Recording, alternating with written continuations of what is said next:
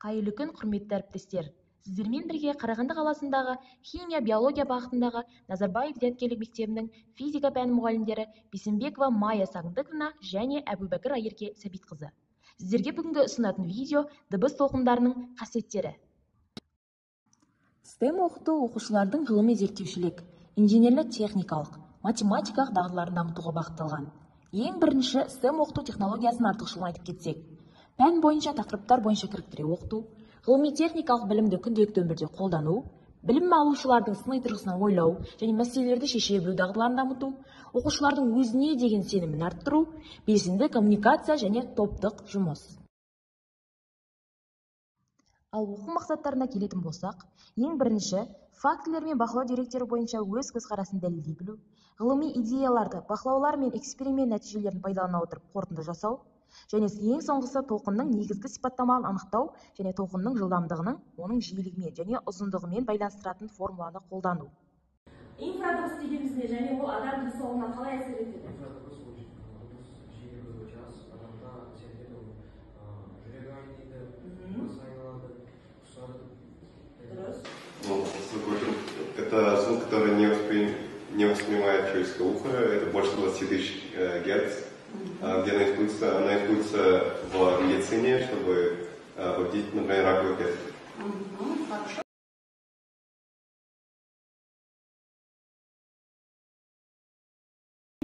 Осы 9 балды толықтай жинауымыз керек. Енді кейбіреуіне шығуы мүмкін 9 бал, кейбіреуіне шықпауы мүмкін. Мысалға, бірінші датчикке дыбыс жазамыз, оған 1 балл беріледі. Дыбыс толқынның графигін алғанда 1 балл, периодты, жиілікті, толқын ұзындығын тапқанда жеке-жеке 1 балл беріледі, және де определим тип голоса. Какие у нас есть типы голоса? Высокие, низкие. Высокие, низкие. Хорошо. Как мы определим тип голоса? По частоте. По частоте, правильно.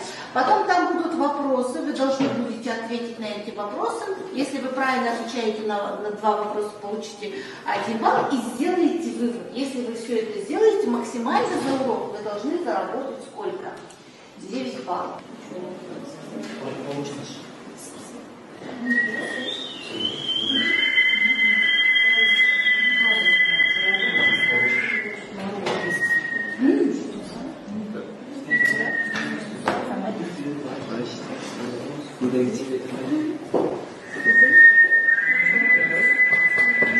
Ал, бұлдары білесің?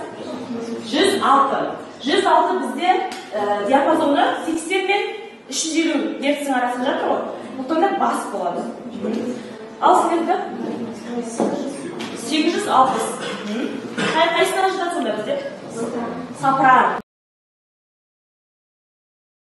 Ведь когда мы работаем с уже готовыми графиками и таблицами, мы, грубо говоря, по шаблону работаем и вставляем информацию по шаблону. А когда мы работаем с той информацией, которую до этого получили в ходе своих собственных экспериментов, то мы сами должны додуматься, куда ставить данную полученную информацию и как именно ее должны интерпретировать в виде текстов.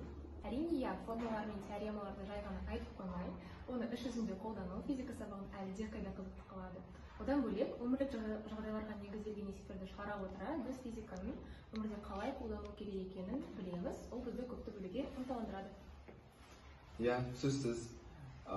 Тәжірибелік тапсырмаларды орындау барысында біз көбінесе өзіміз ақпарат іздеп, сол ақпараттарды талдай отыра қорытынды жасауға тура келді. Яғни бұл біздің жауапкершілік қасиеттерімізді арттырады. Қорытындылай келе, STEM оқыту оқушылардың физика сабақтарында тәжірибеге бағытталған тапсырмаларды қолданудың бір қатар оң әсерлері бар екенін көрсетті. Мысалы, физиканы оқуға көбірек қызығушылық танытты, деректерді талдау және интерпретациялау дағдыларын айтарлықтай дамуы байқалды, оқушылардың өздігімен оқу дағдыларын артты және білім сапасы арттырды. Және де әріптестер, сіздерге болашақта STEM оқыту технологиясын қолдануды ұсынамын.